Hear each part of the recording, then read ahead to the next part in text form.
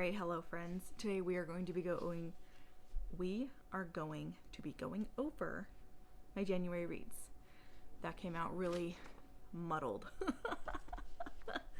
So anyways, I'm also going to be, not only am I going to go over the books that I read, I'm also going to kind of like break it down a little bit so that we can fully understand how I've managed to read as much as I did, because I am one of those people who can read quite a bit in a month.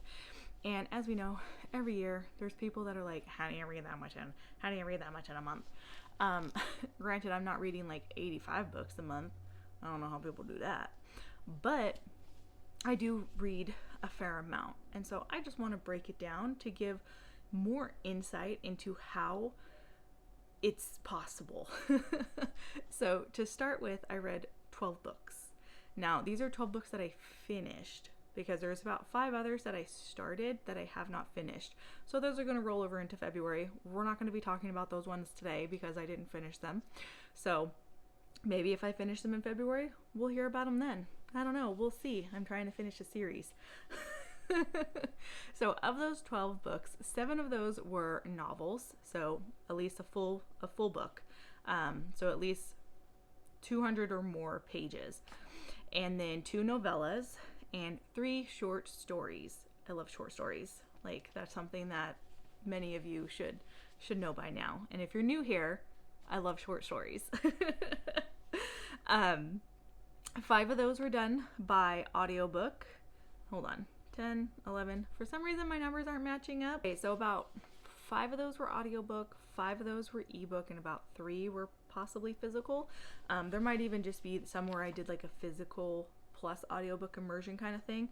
The numbers are a little off, which means I didn't click something on my spreadsheet that's tracking all of this for me, but that's okay. But it's within that realm. The average rating that I had for the month was 3.1, which isn't so bad, honestly, because I'm not expecting every book I read to be a 5-star, you know. I read roughly 1,041 pages and listened to about 29.49 hours. And I had 1 DNF, and I started and finished 1 series, which is really big. That's a big thing, because I have a terrible habit of starting series and then not finishing them. So I'm going to turn this a little bit so that I have somewhere to put book pictures, because a lot of these were ebooks that I read. So let's go ahead and let's dive into this. We're going to start from the worst and lead up to the best, because I did have 1 5-star book and I loved it. So let's go ahead and let's start with our 1-star. No, let's start with our DNF. Let's start there. And this one goes to The Night and the Moth by Rachel Gillig. I DNF'd this about 20% into it. I find it very interesting and very convenient that everybody who talks about this book, they kind of conveniently skip over what essentially translates into a frat party that these nuns and knights are having. You know, everyone's like, oh, it's gothic and it's mysterious and there are these nuns and knights, and I was like, you know, okay, like I can give this a try. Like, I love me a gothic setting. Quite literally, at the very beginning of the story, it was immediately established that we had a female main character who was like, I have to impress this knight guy who's a total jerk. I hate that setup. Hate it. And then they essentially decided to all get high and get drunk and start sleeping with people. And I was just like, where did the gothic vibes go? Like, it immediately just, the first 2 chapters, very gothic, very into the vibe. I was loving it. And then chapter 3 hit, and everything after that, I was like, ew. Like, just the vibe completely vanished. And, you know, dealing with a character who meets another character who immediately just starts like swearing and cursing at them to like prove that they're kind of like a bad girl.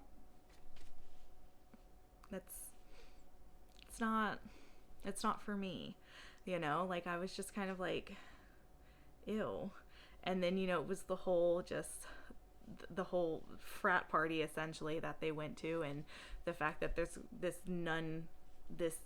cloistered girl is like, I have to prove that I'm really a bad girl. Like, that was the vibes that I immediately got, and I was just like, and we're done. Like, because I was listening to that one on audiobook, and it was an immediate mood killer. Just completely lost the vibe for me, and I was like, I'm not gonna listen to any more of this. We're done. It's harsh, but that's just how it is. There's so many other books that I want to read and so many other things that I want to try that I'm not gonna deal with that. But I just find it very convenient that like everybody kind of like leaves that out when they talk about this book, and I'm just kind of like, it spoils the vibe. Like, plus it's really kind of not necessary. Would have loved to have seen the part where all the girls go missing, but the fact that I have to go through that nonsense first to get there, that turned me off, and I didn't want anything to do with it anymore. So now our 1-star read goes to The Remedy by Adam Haslett. This was a short story, and this was part of a collection of short stories that Amazon does. They do these collections all the time where it's like 6 or 7 books in the collection. I always give them a try. They're always bad. It's very rare that I find a really good one from them. I've tried so many different ones out of their different collections, and I'm like, these are just so bad, but I eat them up. Kind of like how I always watch really bad 80s fantasy movies. But this one not everybody should write about suicide, honestly. They really shouldn't. Not everybody has the ability to handle that topic, and it just, from start to finish, I was just like, all of these are terrible choices. So, not good. And I wasn't the only one. Like, going into the reviews, a lot of people were just like, hey, not all of us should do this. Not all of us should. After that, I have my little like list here so that I can make sure that I get them. We have The Ghost Garden by Emma Carroll. This is a middle grade book. I gave it 2.5 stars, right? Yeah, 2.5 stars. It's a really short read, and it goes by pretty quickly. I just don't feel like it really went into depth enough about the topics that it was trying to cover.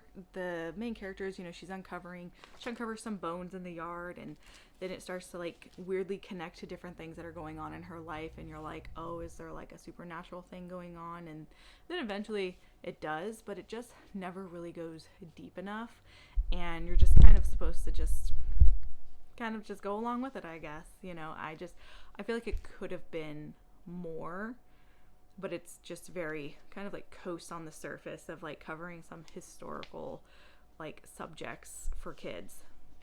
So yeah, wasn't bad, but wasn't great either. Next we have Christmas Dinner of Souls by Ross Montgomery, another middle grade book that I own digitally, and it was interesting. It's more so a collection of short stories that are told through the idea of it being a one cohesive story. A young boy gets caught in this school with these ghosts, and these ghosts are telling stories before this big monumental moment happens at the end of the book. But it doesn't really play into like what the overarching story is as to like why this kid is here and what he's trying to avoid happening to him, and it more so focuses on like these short stories that these ghosts are telling around the dinner table, and like they were interesting and intriguing stories, but it just didn't feel like a good cohesive enough story to be like, this is what this story is about, because it's really just more about these short stories, if that makes sense. Then we have these ones I actually own. This is the series that I started and finished, which is Karma and Grit. Book 1 is Wing Snatchers, and book 2 is The Crooked Castle. This is a middle grade series. It's a mystery steampunk fantasy fae kind of thing. And with it being middle grade, it's not fae like everyone is used to. It's more like, we live in a world, there's fae, we have to be careful because fae aren't always trustworthy. And overall, I thought it was interesting. I did feel that the characters were all kind of like one voice. They never really kind of like stood apart from each other. And honestly, the second book, this is the first one, the second book really didn't feel like it added much to the duology. Like, you could have just read this one and been fine. I actually found myself being more bored with this one, and because I did like an immersive read with this series, and I just found myself losing interest with the second one more and more and more as it went on. I just didn't really find the plot interesting, and by then, like, more characters had been introduced, but again, all the characters just kind of eventually started to sound the same and not really stand apart from each other. And then the world building, while it was interesting, it still just wasn't enough to be like, wow, this is like mind blowing.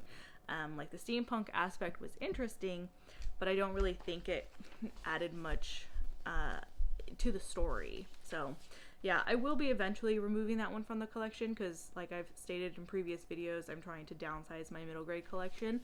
So, you know, glad I read them finally. Glad I finished the series. And then the next one I have is another series that I started.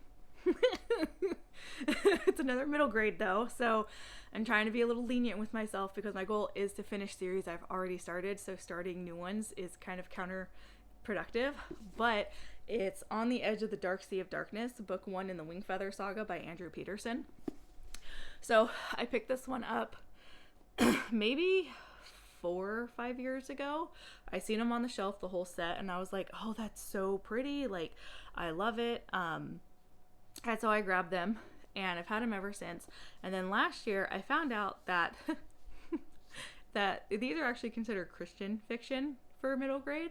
And while I have no qualms with Christian fiction existing, I personally do not seek it out as I am not Christian.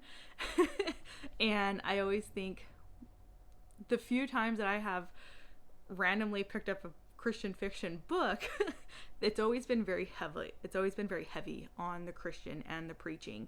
And for me, this one is 3 stars because it does do that, especially towards the end. It gets very, very preachy and just kind of like ruins the vibe for me.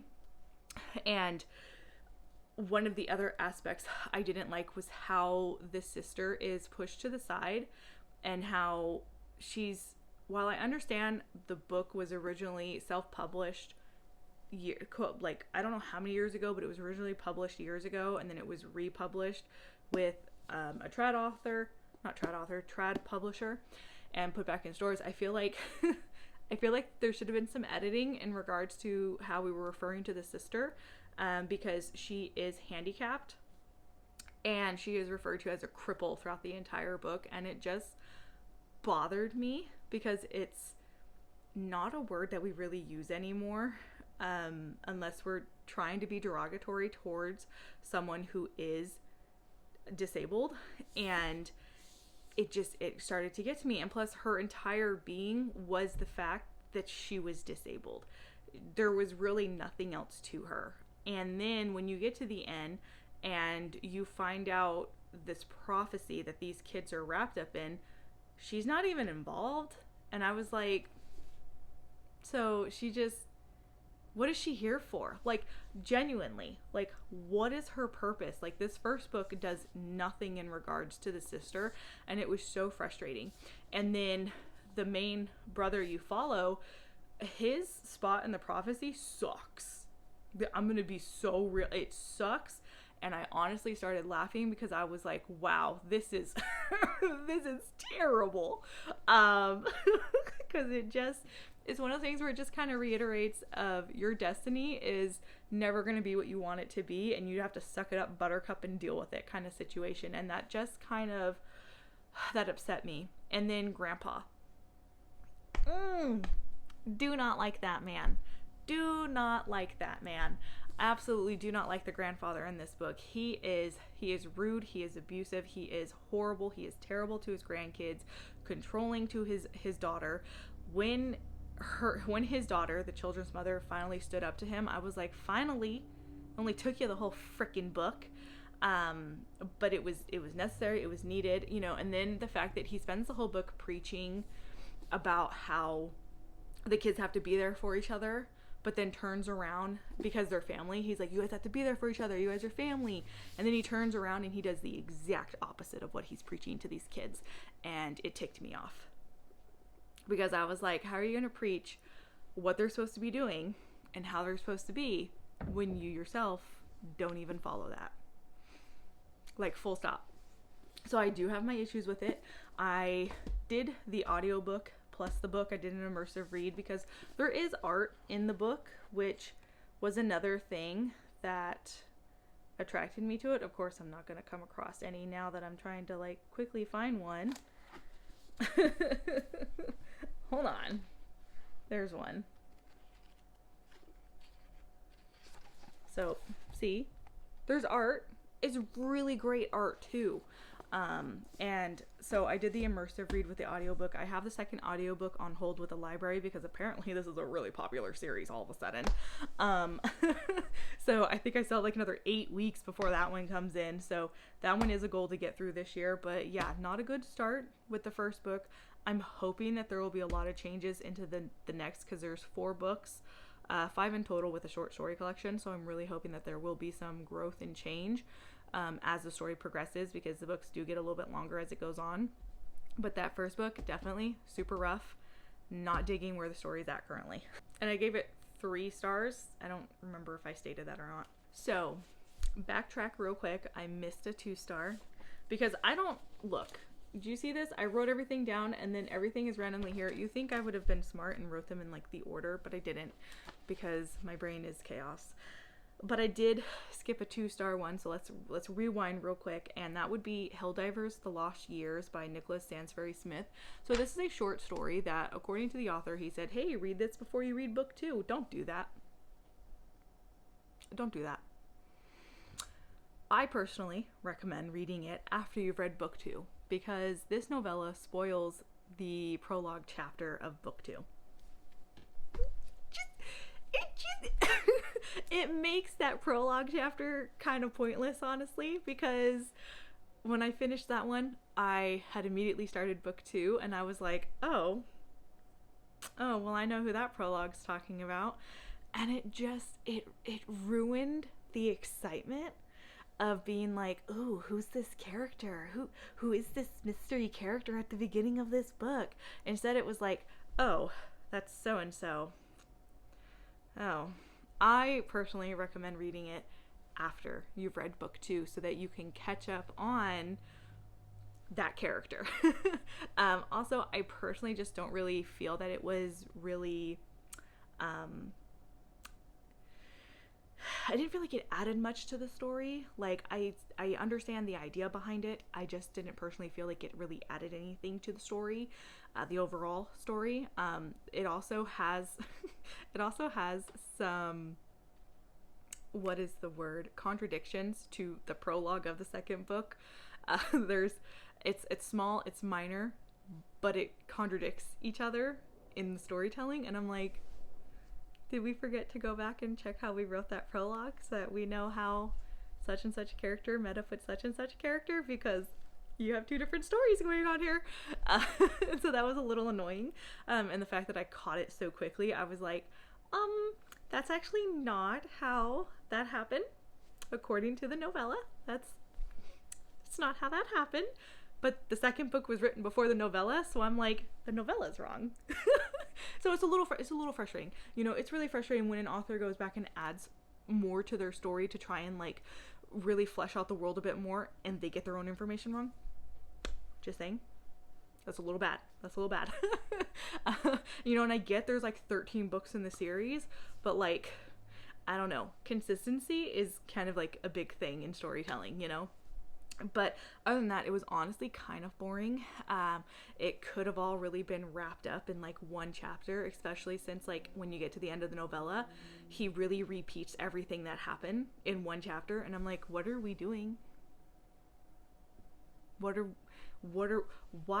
I just read all of this. Why are you repeating it all? It's fresh in my brain. I don't need you to repeat it all.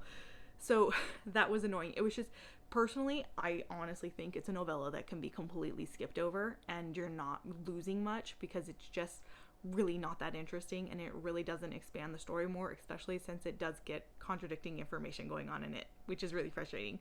So yeah, I am reading book 2 now, and I am enjoying it. So that's at least good, because it did actually, when I read that prologue after reading that one, it actually did stop me from reading the second book for a while, but I did pick it back up and it's going well, so that's at least good. All right, now let's get back on track. So let's see, let's talk about, I had 2 4 stars. Two. The first one is White Horse Red Fruit by Kat Howard. This is a short story, and basically our main girl, she eats the sins of other people. It gets a little grotesque. It does, but not like to the point where I'm like, oh, I can't read this, grotesque.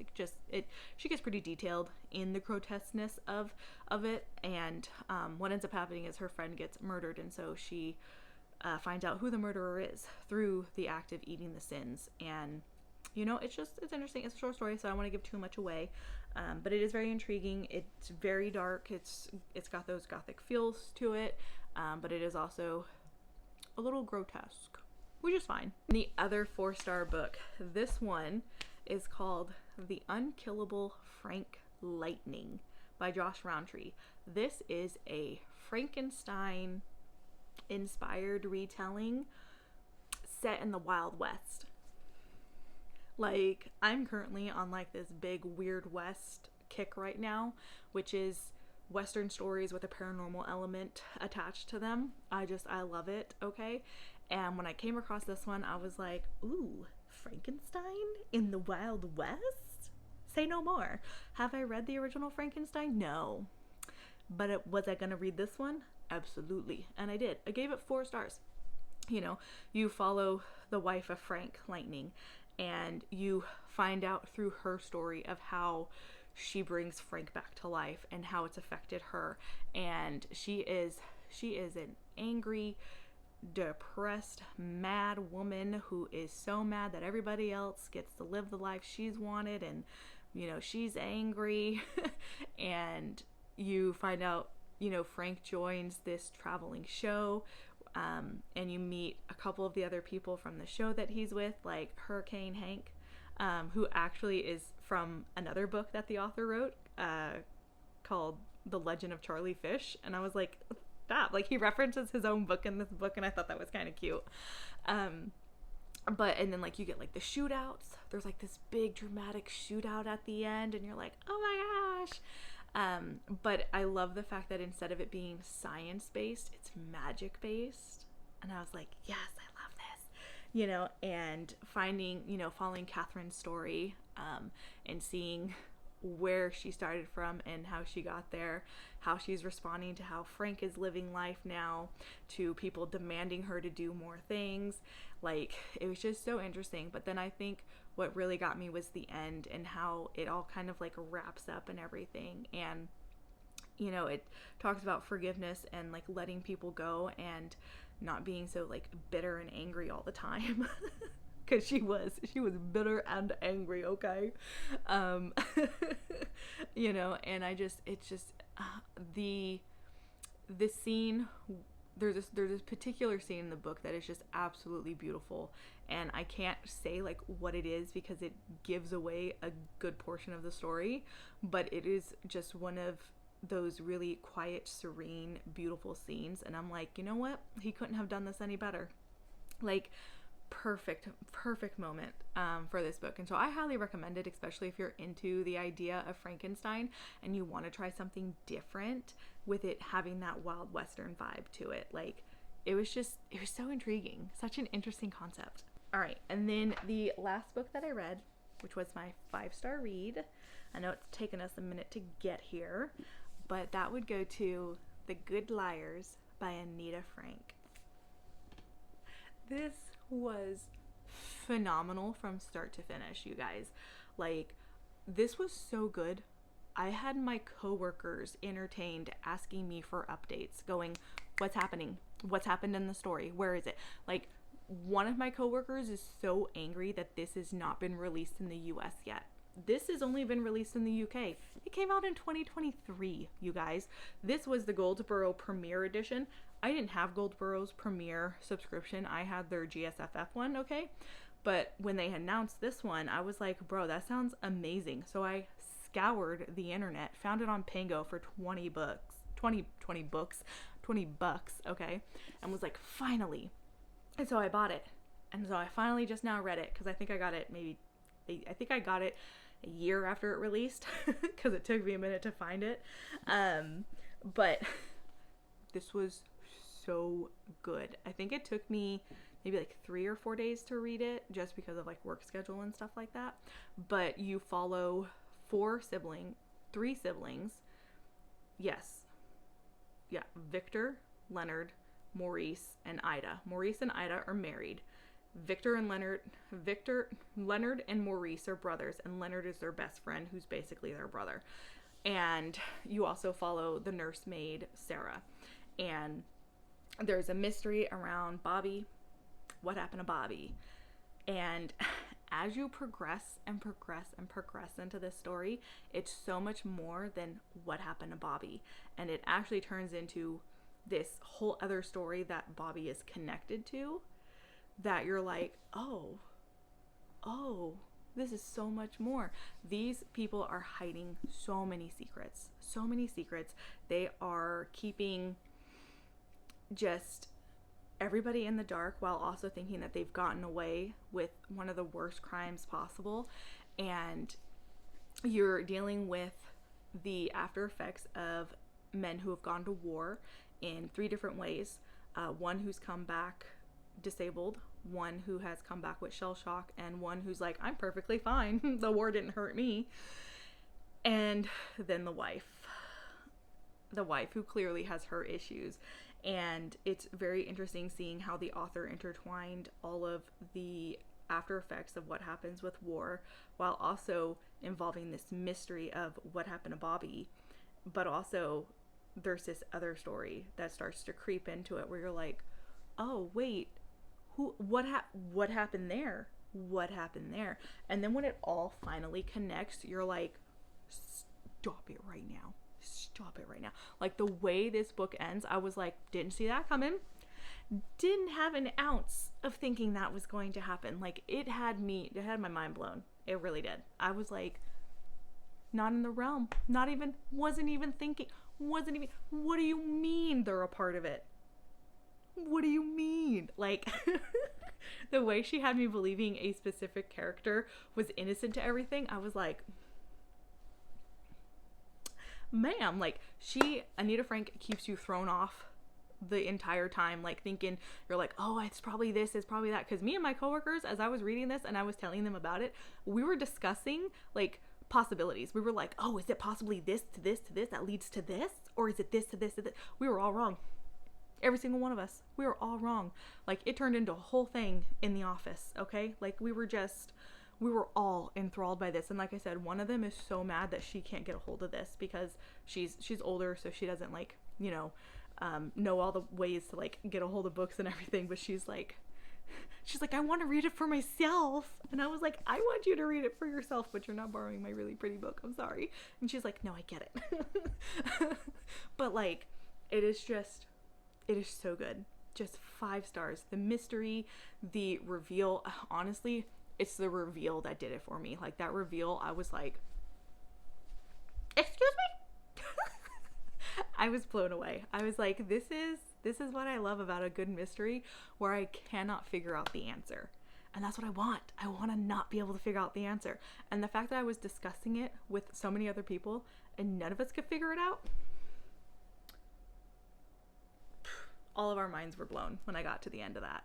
So I want to recommend this one so bad, but because it hasn't been released and picked up here in the US, which I don't understand, like, it's so hard, but it is so good. It is so good. Like, HQ, you need to get this released out here in the US so that other people could read this, because this is some good stuff right here, okay? some good stuff. It also gets a little violent. It gets a little bloody there at the end too, and you're kind of like, oh, okay. Uh, but and like watching the characters kind of spiral as they feel like their secrets are getting revealed. I'm like, ooh, you spiraling. What did you do? Oh, that's what you did. You get everything that's coming to you. It's one of those kind of things. So good. 5 stars. Definitely my top book for the month of January. Absolutely loved it, and I loved how all of my coworkers like loved it. I love working with people who also read. Can I just say, like, oh yes. So fantastic end to it was the last book I read too of January. Like, I ended January on such a high note with this book, and that makes me so happy. Like, I'm like, yes, a high note. So hopefully February will also bring us a really good book. And so this is one that's definitely staying in the collection. Like, cause I would reread this. I really would. I would wait a year and then I'd reread it. Like, I would wait until I almost can't remember all the details in it so that I can enjoy it again. But definitely a favorite book on my shelf now, and one that I get to keep. Yay! So that is everything that I read in January. I know this was a little long, but you know what? Sometimes I just like to yap about the stuff I read. Plus, I read a lot. So hopefully you guys enjoyed this. Hopefully you stuck around for the whole thing. If anything in here sounds familiar or caught your eye and you're interested, I'd love to hear about it. Or if you've read any of these, I would love to hear your opinions on them too. I know I tend to read kind of like not the popular stuff, so there's probably not anything on here that anyone else has read. But still, you never know. You never know. But that's everything I've got for you guys. So until next time, bye.